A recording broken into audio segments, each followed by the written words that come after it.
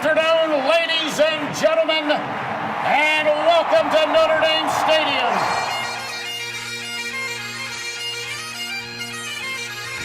Jurkovec-less trying to get to the outside. He has blockers in front. Tom Jurkovec-less, along the beat, shakes him off to the 5 and touchdown. And now it is down. It is over. And the Irish have knocked off #1 Clemson. Brady Quinn looking, pump fakes, he rolls to the near side, throws it, it's caught by Samaja, inside the 20, inside the 10, he's going in, Notre Dame has scored! Jones is the back, he's got it again, and Jones a lot of room, Tony Jones makes a cut, gets a block, and scores! Is that the play that will seal the playoff bid for Fighting Irish? What's up and welcome to Sunday Saturday Irish. I'm Tyler Wojciak, joined as always by my co-host Luke Smith, and we're back to discuss Notre Dame's dominant win over Boston College on Senior Day. Notre Dame put up 44 points to Boston College's 0, and to be honest, Notre Dame probably could have won by a lot more had there not been a literal blizzard going on during a big chunk of the second half. Some people love snow football games. I am not one of those people at all. I hate them, and I really don't like being there in person for them. But Luke, did you feel jealous at all watching the game as you were watching from a TV? It was weird because I missed most of the whole third quarter actually, just because I was coaching a basketball game. And when I came out, I could not believe how much snow was on the ground because there really wasn't any at all in the first half. And it's just like, geez, that looks miserable. But everybody I talked to that was there sounded like they had a great time. Now, I think most people I talked to that were there were in the boxes, so they were somewhat isolated from the elements. But yeah, that's not football. Anybody who says that snow is a good thing is an idiot or just wrong. It's miserable, especially when it happens before Thanksgiving. Agreed. And watching that on TV, it was it was sunny. At the end of the first half, and I was thinking, oh, it's clearing up. This is going to be a good day. The weather is going to avoid the stadium. And then in the most typical of South Bend fashion, a horrendous snowstorm just appears out of nowhere and just dumped on Notre Dame. And there's a point where I was watching during the third quarter where I literally couldn't see the action. I had no idea what was going on. But apparently, Ben Morrison was able to see well enough to get his third pick, and we'll talk about that here in a second. So before we get going here, please remember to like the video below and subscribe to our channel if you're watching on YouTube. We're trying to get to 1,000 subscribers on YouTube, and we're over a quarter of the way there now. So if you like us at all, you could do us a big favor by hitting that subscribe button. We would really appreciate it. And if you're listening to us on Apple, Spotify, or wherever you get your podcasts, please hit the subscribe button there as well. So here's a quick word from our sponsors, and when we come back, we're going to dive into Notre Dame's win over Boston College and then look ahead to the huge matchup against USC. But we'll try to hold that off until the end. DraftKings Sportsbook, an official sports betting partner of the NFL, is my go-to when betting on the NFL this holiday season. Right now, new customers can bet just $5 on any NFL team to win their game and get $150 in free bets if they do. Check this out. Everyone right now can earn up to a 100% boost with DraftKings stepped-up same-game parlays. Go to the DraftKings Sportsbook app, place a same-game parlay, and combine multiple bets like which team will win, player props, point totals, and more. The more legs you add, the bigger the boost, the bigger your shot to win big. So there's a couple games coming on this Thanksgiving and a handful of days here in the NFL. Who do you like there? So the Giants play the Cowboys. At the time of this recording, the line hasn't been released. So I'm just going to say I'm taking the Cowboys money line. The Giants, Vanilla Vic. I know that a lot of people are high on them. I think they're 7-2 at the time of this recording. Again, games haven't been played yet on this Sunday. But I like the Cowboys. I like their defense a lot, so that's who I'm taking. Yeah, it's hard to not tail that there, although whatever happened to the Cowboys last week when the Packers somehow beat them, I don't really know. But that was just an NFL thing, I guess, the weird league. Download the DraftKings Sportsbook app now. Use code SOS. Place a $5 bet on any NFL team to win their game and get $150 in free bets if they do. Only at DraftKings Sportsbook with code SOS. This episode is sponsored by Haas Company, a lifestyle brand that's about being the best version of yourself. Be the Haas. The Haas lives life without reservations, without doubt, and ready to answer the call each and every day. Check out their website at bethehaas.com and use promo code SONS for 15% off on your next order. Check them out. This episode is also supported by Rhoback. Shop game-changing activewear with Rhoback for those who crave activity. Use the promo code SONSND, that's SONSND, to get 20% off your next order in the entire store at rowback.com. But we encourage all of our listeners to check out the Shamrock Polo, which would look great on Irish fans everywhere. That's promo code SONSND at RHOBACK.com. Okay, I know it's only Boston College, but I felt like at this point in the season, Notre Dame still had a lot to prove, especially against an inferior opponent. And for 60 minutes on Saturday, I think they answered just about all of the questions we had left. And I think there's actually some significant takeaways, despite the fact that the game and the score was not very close. What stood out to you? I agree, but the biggest one for me is that Benjamin Morris, and that is our official statement on what we will be calling him moving forward. He might end up being the best Notre Dame corner of our lifetime, at least to date. 5 picks the last 3 weeks as a true freshman.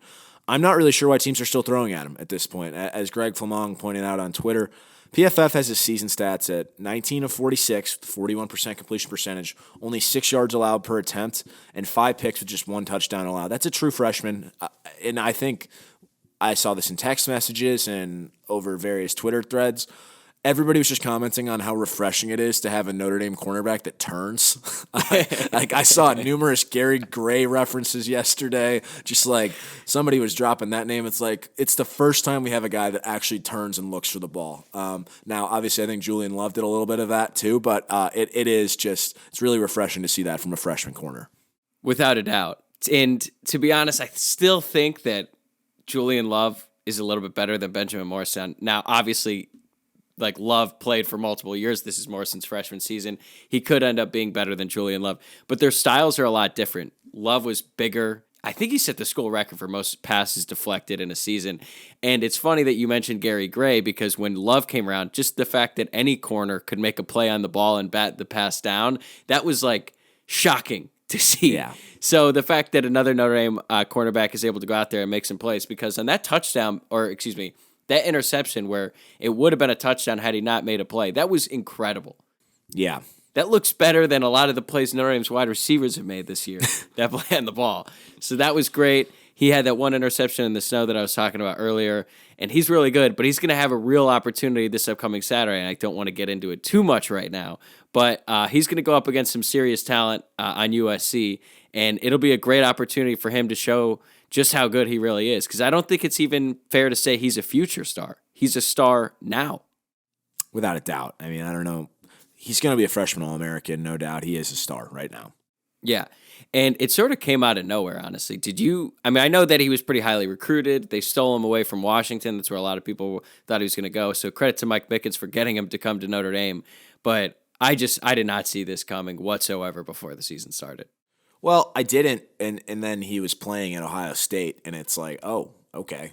That came out of nowhere. But then once we saw that, it's like, all right, maybe this guy's pretty good if he's going up against those guys in week 1 as a true freshman. So I guess given that, what has ensued isn't incredibly surprising, but just like the fact that he was playing back then in week 1, that was pretty like, whoa, where did that come from? Yeah, so he's got 5 interceptions in the past 3 games now. He obviously had the pick 6 against Clemson, 3 in one game. That's insane, but he wasn't the only good defender who had a really good game. I thought collectively as a unit, they were just really, really solid. Notre Dame forced 5 turnovers in total. Jack Kaiser had that one. He forced a fumble on Emmett Moorhead, and that kind of feel for Moorhead. He was just under duress the entire game. It was cold and miserable. Every time they showed him on the sidelines, he just looked like he could not wait for that game to end. Notre Dame made his day just really rough from beginning to end. And then Maris Leofau, feel bad for him, man. He got completely robbed. That's a touchdown. It should have been a walk-in touchdown. So this is a side note. I can't stand reviews in college football, really any sport, because it's like we're going to spend this time to review the play. We're going to realize that the refs got it wrong and that this should so clearly be a touchdown for Notre Dame, but we're not going to do it because rules, I guess.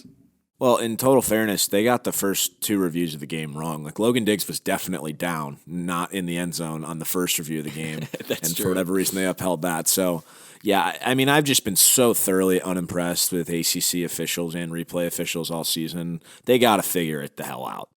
We also got to give a shout out to Isaiah Foskey, man. Yeah. Notre Dame's all-time career sack leader. Yeah, and I wish it could have come on Phil Jurkovec, which I'm sure we'll get to him, and just his absolute clown. Should we just ass. do it now? Should we just? I feel like we should just do it now. Let's get it out of the way. Okay. I mean, anybody that's listening to this, I'm sure they're pretty aware of what happened. But if you're not, Phil posted a Instagram on Saturday morning where there were 2 paragraphs to this Instagram post and a bunch of pictures from his time at Notre Dame and then one at Boston College. First paragraph seemed to be, mostly appreciative of his time at Notre Dame. And then the second paragraph just took a turn. He was calling Notre Dame out for cultural appropriation of Boston and referenced Mac Miller for whatever reason, calling Notre Dame just another brand name. And he proceeded to not play and watch his team in an absolute blizzard get stomped 44-0. I can't take credit for this one, but I forget what the line was, but somebody was like, Kanye saw that post and thought that was bad, media PR. That might be the worst post of the year.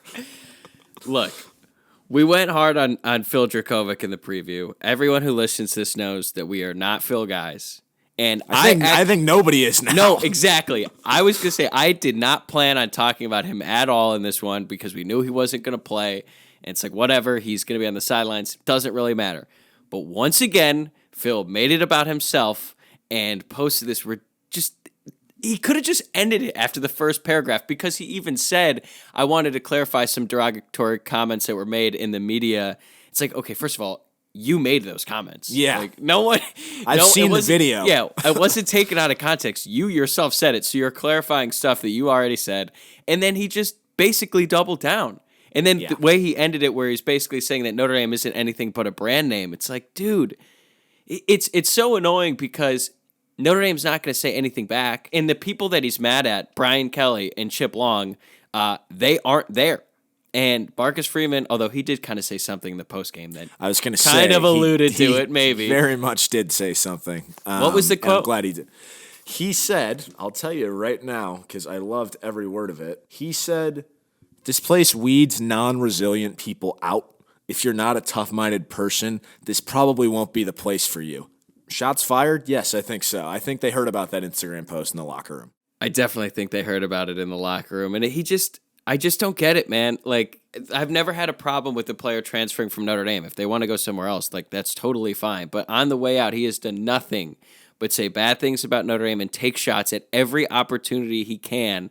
And there's a few people we know, we're not going to name names, who used to take Phil's side and say, oh, he got a raw deal, blah, blah, blah. That post changed it all. Everyone who had any sort of sympathy left for Phil, it all went away. And then he had the pleasure of sitting through an absolute miserable performance by his team in a blizzard on what would have been his senior day. So a little bit of poetic justice there for Phil Jurkovec. Yes. May we never speak of him again.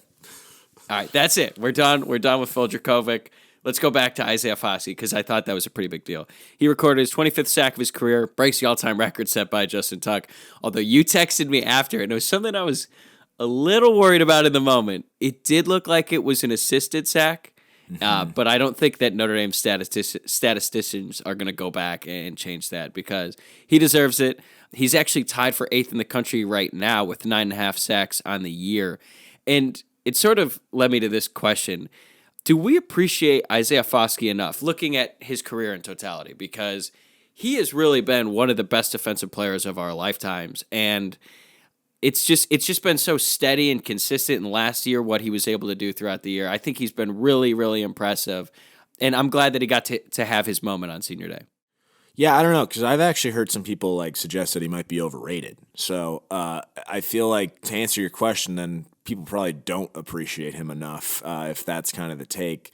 That now, some of those kind of came earlier in the year when he wasn't producing at the level he is now. But yeah, it's been interesting. Just it's kind of wild that he's at this point that he is now the all-time sacks leader. It's also wild that this is his 4th year of playing. I just feel like that kind of flew by. But yeah, to answer your question, I don't know if we do appreciate him enough. I think we'll look back, especially next year when Notre Dame doesn't currently have a starting Viper at the moment. We'll be like, damn, I really wish we had Isaiah Foskey because he's had a really impressive full year. Because going into the season, there's a lot of hype around him. He's saying he wanted to break the single season sack record. didn't have great games against Ohio State. Marshall, I think he took some of the blame for that just because he wasn't as much of a factor in the game or on the stat sheet. And I'm glad that he was able to figure it out in the second half this season. But let's go to the offense because they had a really good day too. And I think the offensive identity that Notre Dame wants was on full display in this one. They ran 63 plays of offense. They ran it 38 times, so 60-40 run to pass. And I think they actually moved the ball pretty well given the conditions. So what did you think of the offense's performance yesterday? Yeah, I really liked the way that they were able to just stick to their identity and just run it down Boston College's throat. Especially just getting out to a lead like that, like it really just doesn't happen very often at Notre Dame where they just dominate right away and just the game is over by halftime. In fact, the last time it happened was the last senior day, really, against Georgia Tech last year. But it was great. I loved it because I was just watching them and the only people that are going to stop them today are themselves. And it was nice for me because, like I said, I had a basketball game to coach, so I was going to have to miss some of the game. And when it was 37-0 at half, I really didn't even have to think about it. So that was a very nice job by the offense and the defense, too. I got a text from my dad at halftime, though. He said, final score, Notre Dame 37, Boston College 35. At first, I was like, I can't really say that's going to be wrong after what we saw in the second half. And then it started snowing. Yeah, and then it started snowing. And I think, a lot of people expected Notre Dame to have a letdown because of how they played against inferior opponents all year. And we know the stat about them is double-digit favorites they hadn't covered. They finally covered the spread in this one.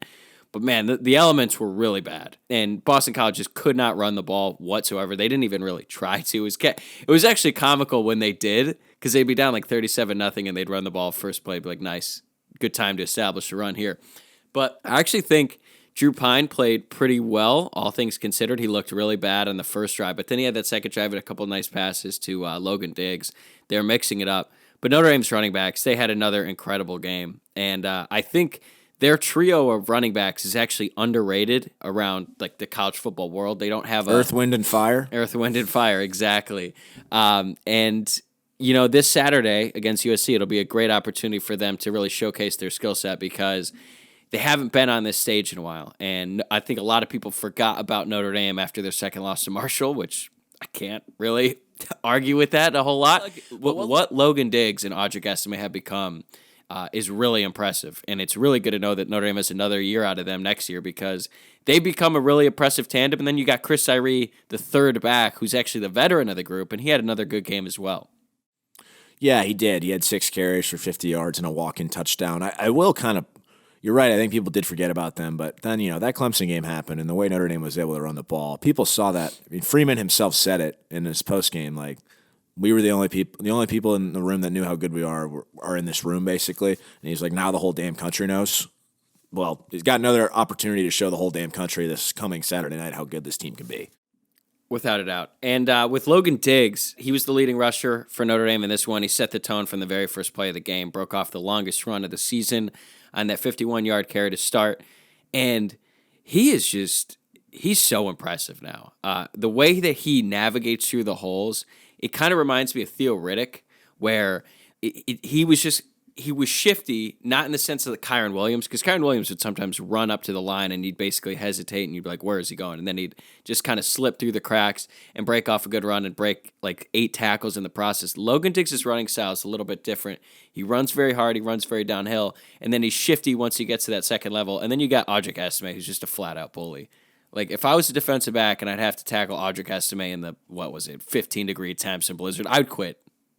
And I don't think there's any shame in that. I would be afraid of him separating my shoulder.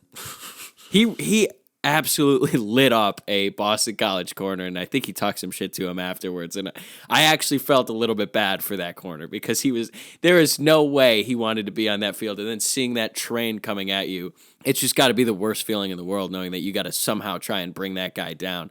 So it'll be interesting to see how Notre Dame uses those three guys against USC.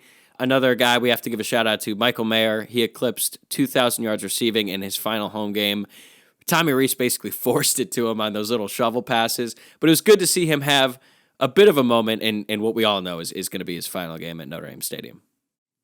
Yeah, absolutely. Just an incredible career. Hopefully they saved the touchdown for him for next week in the Coliseum. But yeah, definitely going to miss hearing them play that Michael Myers theme song on first down so Michael Mayer picks up moving forward. Yeah, and, he might only have one game left to wear in the blue and gold. We'll see what he decides to do with the bowl game and all that. But I have one gripe about Michael Mayer. I can't believe I'm saying this. I do have a criticism. I really want him to hold the ball and protect it near the goal line. If he was like a half yard forward on that first play where he's reaching for the goal line and he fumbled the ball, that was very close to a touchback. And that's actually the second time he's done that this year. So that's my one plea to Michael Mayer. Who else should we give a shout out to? Matt Salerno. First touchdown of his career. Yeah, I definitely thought that was a pick play, by the way. They said the ball was caught behind the line of scrimmage. The ball was caught in the end zone. It was. And Thomas, I think, was literally positioned, had his arms whatever, out. Whatever. That was good to see, definitely, on senior day. Also, I think Deion Colzie, just becoming this third down target, it's bizarre to say this, but I think it's wholeheartedly true. He's had a better season than Lorenzo Styles. When you measure expectations, I'm not taking statistics into this, and I actually haven't looked at the statistics, but just from a sheer expectation standpoint, he has had a better season. I have more hope for him than I do Lorenzo Styles, which is bizarre. Yeah, that is certainly not the expectation that we had going into the season, and he's especially effective on third down. Yeah. He's had a really, really strong second half of the season. He only had one catch yesterday of 23 yards. It was a big one. It was a big one, yeah. And he's Notre Dame's only tall receiver that's active right now because Tobias Merriweather is dealing with a concussion. So let's actually look at Notre Dame's stats on the year. So Styles is still he's still the leading receiver of Notre Dame's wide receivers. Michael Mayer has 59 catches. Second place is Lorenzo Styles with 26. And then you got Braden Lenzy is in front of him with 19 receptions. And then Jaden Thomas, the wide receiver / tight end, according to some. But then Deion Colzie is in there with 6 catches. Wow, that's even less than I thought. But he has 117 yards, 19.5 yards per catch. I think that's third only behind Tobias Merriweather, who has 1 catch of 41 yards. Very efficient there. But you're right, Deion Colzie's had a really good second half. And something that Notre Dame needs because going into next season, the receiver position, it has been a question mark and will continue to be next year. Yeah, and it will continue to be a question, but hopefully they resolve that. Yeah, and Matt Salerno, that pick play, I guess no one is calling pick plays anymore. They called it against Notre Dame, the 2014 Florida State game. Did you see any of the Michigan-Illinois game? I saw the end of it, yeah. Did you see that pick play on that fourth down? Yeah. And did you see Brett Bielema basically said we'll have to teach our guys how to guard against an illegal play? Yeah. Yep. And honestly, good on him for calling it out because that was bullshit. And I feel like whenever you Michigan got multiple calls. They should have lost that game. They're a joke. I hope they get run by 100 points next week. Yeah. They just did not look that good. And I feel like whenever you play Michigan at the Big House, you just have to bake into that game. You're going to have 3 critical calls go against you. There's actually one game that I still think about to this day. It was the Tate Forcier game. Yeah. Remember that one? Notre Dame had, I think, Armando Allen. It was Armando, yes. He got an unsportsmanlike because he shushed the crowd, which, by the way, everyone does that. Every away player who has ever scored a touchdown does that. Some home players do it, too, like Ian Book. Can you imagine if they threw a flag on Ian? Yeah. No, I can't. That was pretty insane. What was even more insane was calling an unsportsmanlike on Armando Allen as Notre Dame scored the go-ahead touchdown in the Big House. Yeah. There was another pretty critical play. I have this memory of Charlie Weiss just following the referees into that infamous tunnel that has been the place of many, many problems of late. And it's just part of the deal when you play at Michigan, but whatever. Notre Dame, I think Tyler Horka, a Blue and Gold, wrote an article this week basically saying that Notre Dame is one of the least penalized teams against. I believe that. Yeah, which isn't really shocking, but whatever. Hopefully that's not the case this Saturday in Los Angeles. Okay, what else we got here? Special teams. Blake Rupe, big bounce back game for him. You did predict a good game for Blake Rupe, while simultaneously we both trashed him and said he reverted back to the expectations that we had for him at the beginning of the season, which was not very high. Yeah, well, going along with that, because it seems to have led to success. He might still stink, but good game for him. His one kick that, it was like a low slider. Kicks the ball weird, really weird. Do you think he was trying too hard to play it into the wind or something? I didn't really know what to make of it. But it was good to see him. He has the most confidence of any 5'7", 105-pound dude I think I've ever seen. Probably, yeah. Like, he was doing the Conor McGregor strut, and, like, good for him, man. We're just going to have to keep trash talking, though. I'm sorry, Blake. It's not personal, but there's clearly a correlation here. When we talk shit about you, you play way better. Yeah, exactly. No blocked punts. We actually had a turnover on punt return. Is Brian Mason on the hot seat? Many are saying. This. That punt return was, I mean, I don't know how anybody could have caught that ball, honestly, just like in driving snow. So I don't put a ton of stock into that. Yeah, I think Matt Salerno was doing a little too much there because there is no reason for him to try to catch that ball in the blistering wind in the snow. But he was trying to make a play, and I get it. Probably his last home game. I think he actually might have another year of eligibility because of the COVID year, but it's so hard to keep track of that now. So he actually had a chance to score, trips himself up, doesn't get it. But that's actually a good segue to USC as we look ahead a little bit because Matt Salerno is not the starting punt returner. That would be Brandon Joseph. And Brandon Joseph did not play in this one. And as we look ahead to USC and their vaunted passing attack, Caleb Williams is playing like the Heisman Trophy winner. Notre Dame is going to need Brandon Joseph. At the time of this recording, we don't have any update. But what is your sense of that situation? Yeah, I have no idea. I don't really know. Like, I think it's an ankle sprain, right? So I would expect him to play. I would like, because realistically, this could be his last game at Notre Dame too. Unless he's already, I know, but that it does seem to be how it's trending. So I guess with that in mind, though, he could easily just not play and just already start focusing on the NFL. But I would think he would want to play. I don't know. Yeah, I mean, again, he hasn't really had the season that he had hoped for, and if he's trying to get drafted, this is a great opportunity for him to have a big game against a really, really good passing attack of USC. So did you catch that USC UCLA game last night? Yeah, I watched the whole game. Give me your thoughts. Are we calling it a game because there was not one lick of defense in that entire game? 7 on 7. It was atrocious. Now Caleb Williams looked very good. Jordan Addison obviously made some nice plays, but I'm not afraid of USC at all. We should be able to hang 60 on them. I'm serious. Like, that is one of the most piss-poor defenses I've ever seen. Just run it right up the gut all night. I don't think USC has seen a defense like Notre Dame's all year either. I mean, what defense in the Pac-12? Like, I guess Utah, but I don't even think Utah's defense is that good. So, realistically, I don't know if they've seen a defense. Not that Notre Dame's defense has been this elite defense all year, but I have to believe it's the most talented defense they've seen all year. I'm looking up Utah's scoring defense right now, and they're actually pretty good. They're tied for 24th. They're actually tied with Clemson, and we saw what Notre Dame was able to do against them. Notre Dame is right behind them, actually, at 27th. So statistically, in points per game, it's about the same. Now, it is different because Utah wasn't able to move the ball, or they threw the ball a lot. They don't have as good of a rushing attack as Notre Dame. So, yes, Caleb Williams is playing like the Heisman Trophy winner. And historically, that does not bode well for Notre Dame because you can make the case that USC's last 3 Heisman Trophy winners, Reggie Bush, Matt Leinart, and Carson Palmer, all but solidified their Heisman trophies with huge performances against Notre Dame. Now, in this instance, Caleb would then he's going to have to play in the Pac-12 championship, so he's still going to have one more chance. But still, he's unbelievable. And he's literally their whole, I don't want to say their whole team, but like he pretty much is. I mean, they're really talented at receiver, but it all goes through him.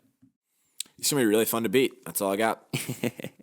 Another thing that is a little bit concerning, in addition to Brandon Joseph being hurt, is Cam Hart is hurt. And I don't know what his status is going to be. He was in and out during the second half of that Boston College game. And Jason Adamiola is hurt too. So do you have any concerns at all about Notre Dame's defense and their health going into this one? Yeah, I mean, I feel like these guys are all going to play. Like, it's too big of a game not to play. I'm just not that worried about it, but I could be dead wrong. But I feel like these guys are all going to play. At the time of this recording, USC is favored by 5 with the over-under at 62.5. Was that surprising at all to you? That feels wrong. Because what was the spread last night in the UCLA game? USC minus 2.5.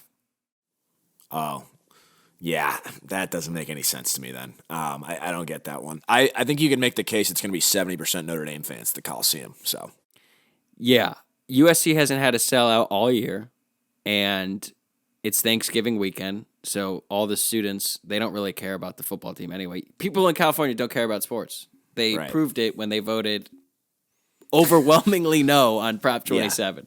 Yeah. That's all I need to know about the state of California and how much the population cares about sports.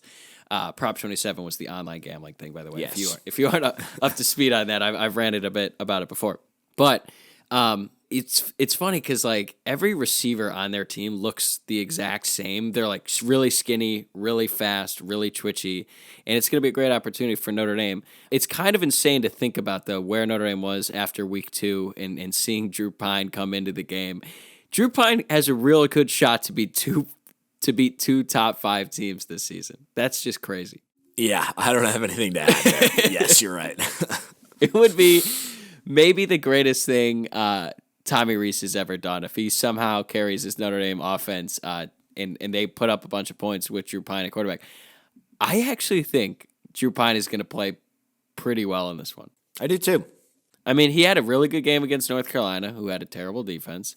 And Notre Dame's they've actually played 2 teams that are somewhat comparable. Now, Ohio State in the season opener, that's a little bit different story, especially when Jackson Smith and Jigba gets knocked out like in the first quarter.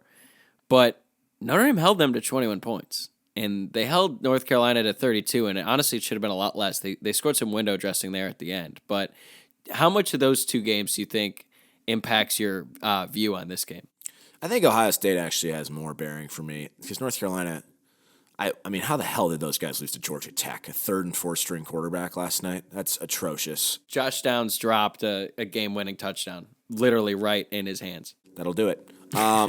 Yeah, but I don't know. I'm just not afraid of USC. I do think Caleb Williams is very good, but I just think Notre Dame's a better team than this team, and I felt that way since I bet on this game in July. So when the initial spread came out as USC -6.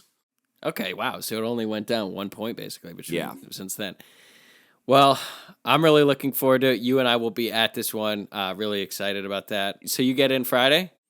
Friday morning, yeah. You see the weather? It looks awesome. It looks awesome. a lot better than this year. 77 degrees. Yeah. Marcus Freeman said Notre Dame is going to be practicing outside this week. Why? Yeah, that sounds like a bad idea. Like I get. Although you know what, it actually isn't supposed to be that bad here this week. It's supposed to be like high 40s, low 50s. So okay. All right. Well, that's good. Well, really looking forward to that. We will be back later this week. We're going to do a deep dive on that game, obviously. Going to do a big USC preview. It's probably going to come out a little bit earlier this week because of Thanksgiving. So keep an eye out for that by following us on Twitter, Instagram, or Facebook at Sunset Irish. Thank you guys for tuning in.